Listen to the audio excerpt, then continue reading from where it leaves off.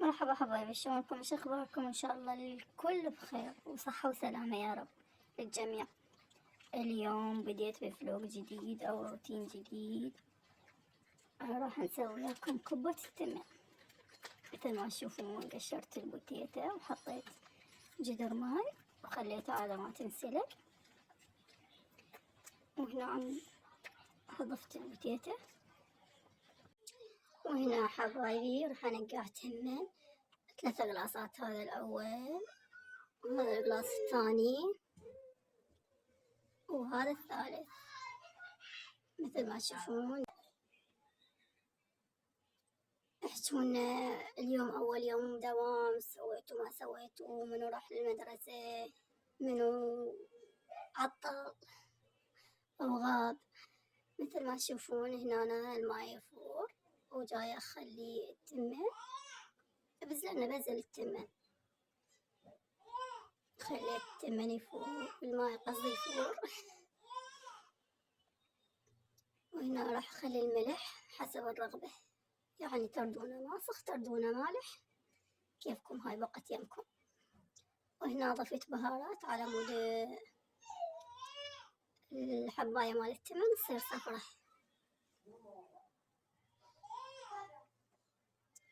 وبديت أحرك بالماي على مود ما يلزق بالجدر تمن. وهنا أنا تقريبا استوت التمن، راح أخليه شوية وأصفيه بالمصفاية. هاي هنا صفيناه، صفيت التمن.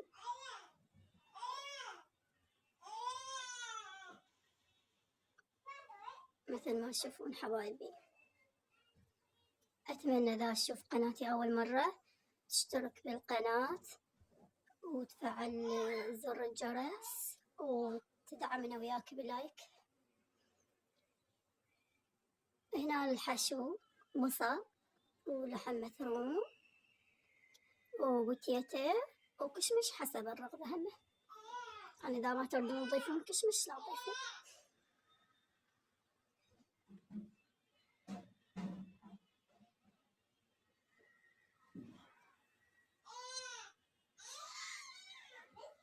مثل ما تشوفون هذا هنا خليت التاوة أو الطاوة على النار وضفت بها زيت، راح أقلي الحشو. أول ما أقلي البوتيتا،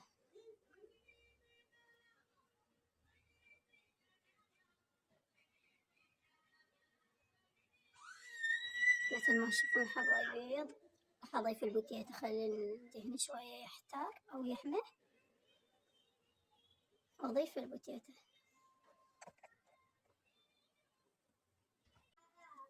وحبايبي شوفوا هنا أنا قاعدة راح أقلي البوتيتا من الحشو. هنا جاي أعدل بالكاميرا كل ساعة وتوقع علي.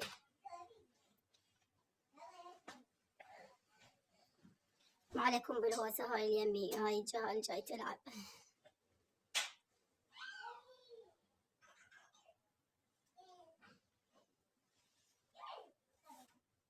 هنا ضفت البوتيتا،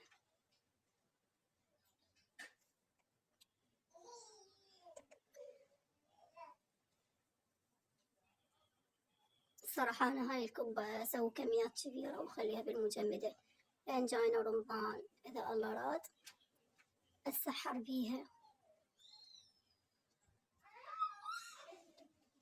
صراحة أنا ما أكل التمن، أكو بيها ناس تاكل تمن بالسحور، بس أنا ما أحب التمن بالسحور، فأكلنا نواشف يطب رمضان ويخلص أخلص على النواشف.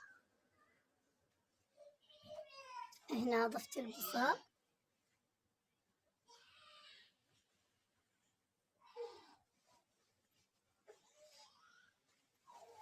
بديت أحرك بيه.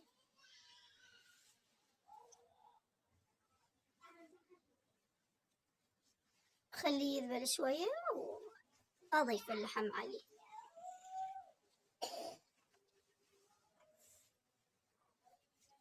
هنا ضفت اللحم،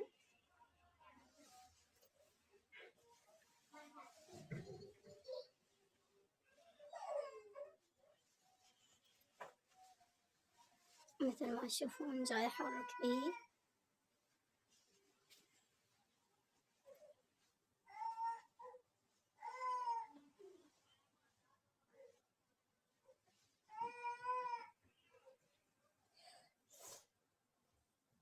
حبايب قلبي لا تنسونا بالاشتراك.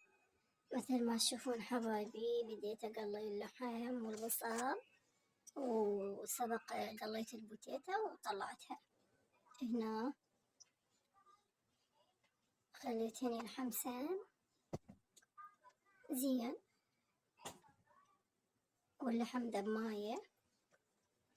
بديت خليت عليه الكشمش حسب الرغبة، حسب الرغبة يعني. الكشمش تردون تحطون تردون لا. وهنا بديت أعجن البوتيتا والتمن سوا. صراحة ما عندي محضرة الطعام أو الثرامة، استعمل بيدي أحسن. مثل ما تشوفون هرست البوتيتا مسلوقة، وهنا صارت عندي العجينة جاهزة. دهنت ايدي مثل ما تشوفون على مود ما يلزق العجين بايدي. دهنت ايدي وبديت افتح بيها عادي، حتى لو انفتحت عندكم من تحطون الحشو سووها.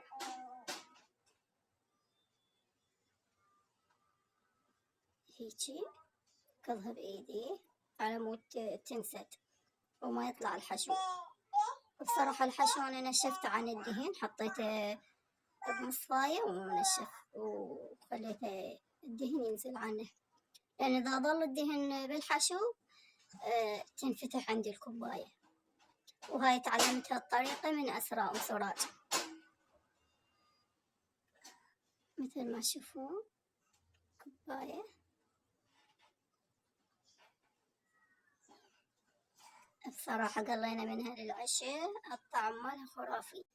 أتمنى تجربونها بنات الطوط وتعطوني رأيكم بالتعليقات. هنا أنا بديت ألف الكوباية الثانية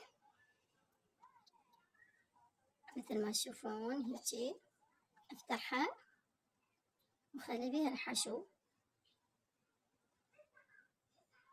ما عليكم بالهوس اليوم، هذا ابني مريض خطية إنفلونزا، اسم الله على جهالكم، وسكتنا بالتلفون فيبكي على التلفون. مثل ما تشوفون هيجي أكورها.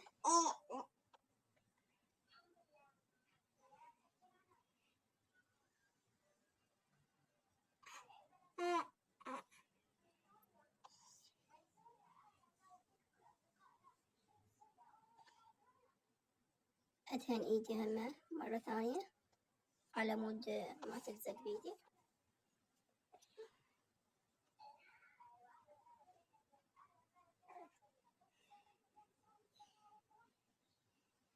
صراحة طريقة كلش سهلة وما تاخذ منك وقت. أتمنى تدعموني باللايكات بالمشاركة، لأن أنا محتاجة دعمكم. أتمنى تشاركون الفيديو.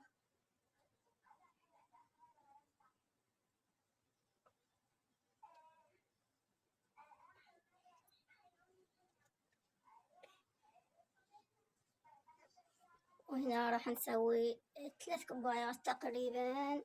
هاي الثالثة هم نفس الحالة. أدهن إيدي وأكورها هيجي وبعدين أفتحها.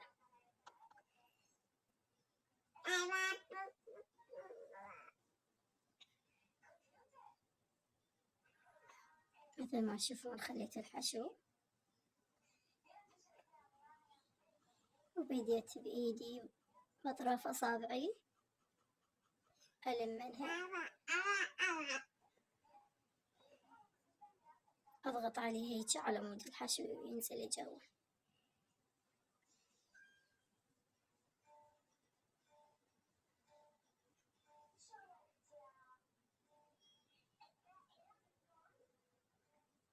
وهاي كملت عندنا الكبة، راح ألفنها